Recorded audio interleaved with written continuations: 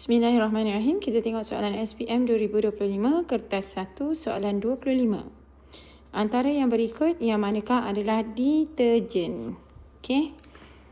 A apa? A adalah sabun.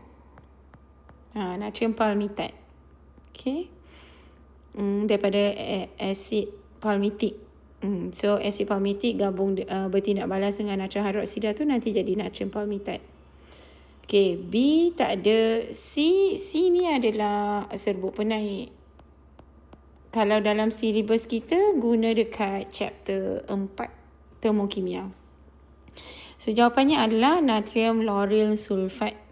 Sebab kena ingat yang deterjen ni dia ada OSO ni. Saya pesan kat anak murid saya dia ada OSO3 ni. So dia ada sulfat tu sebab remember dia ada tindak balas dengan asid sulfuric dalam second tindak balas dia. Second peringkat dia tu lah. Alright. Okay, itu sahaja. Sekian, terima kasih. Bye.